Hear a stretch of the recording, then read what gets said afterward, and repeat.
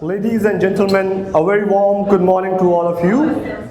I'm Amir Kutub, Chief Executive Officer of Enterprise Monkey, and thank you so much for taking the time out to come up in this lovely morning and be here to work on the sales and marketing automation. What we have here is a very simplified approach to sales and marketing automation, because we hear a lot about sales and marketing automation, but people are not sure what sales and marketing automation is. Some think of sales automation and marketing automation as a tool that can do specific tasks for them.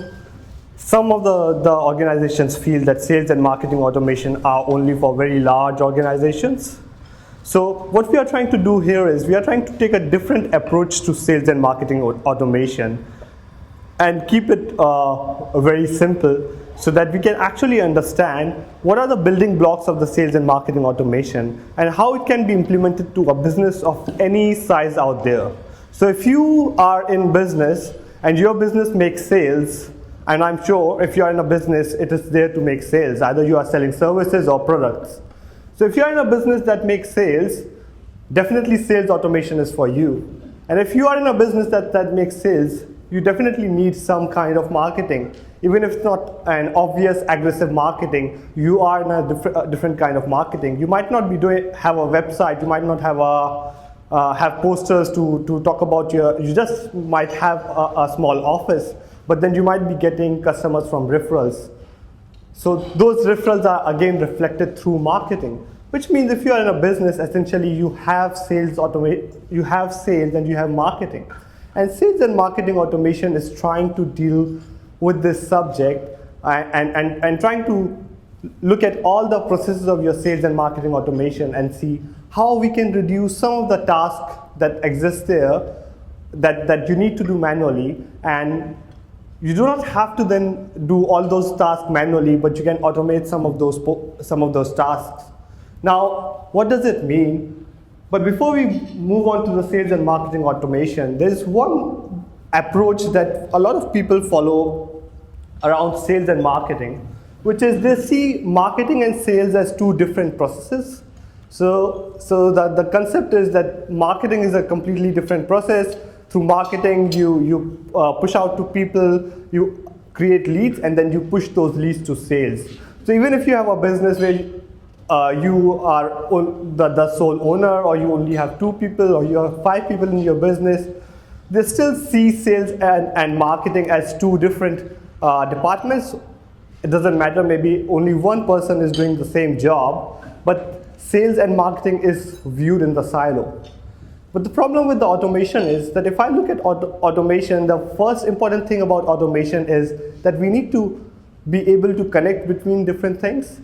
So this approach where we follow a linear approach that we start from marketing and then move on to sales doesn't really work.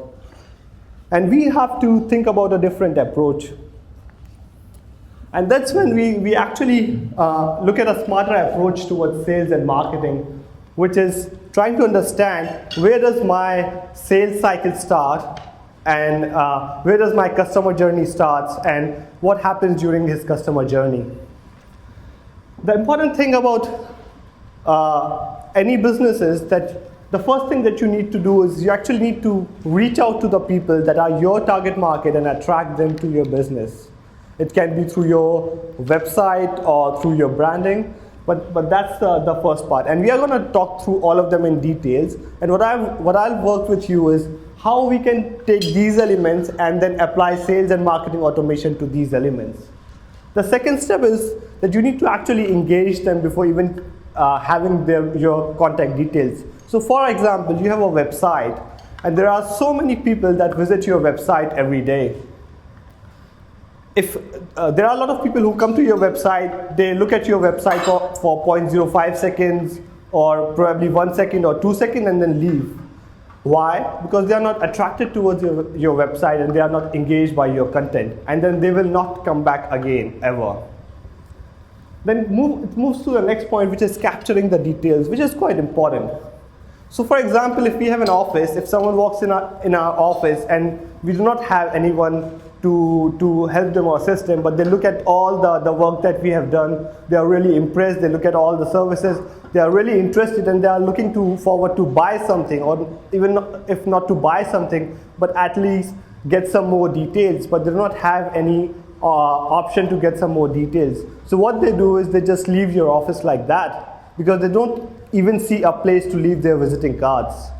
And when you come back to your office every night, you see there are these 300 footsteps of people who came to your office and looked like that they were really interested in buying from you, because they were there for some time, but you don't know who they are. And you are in such a busy marketplace, your office, that person is very less likely to come to your place again or to find your place again. And he was actually interested in buying.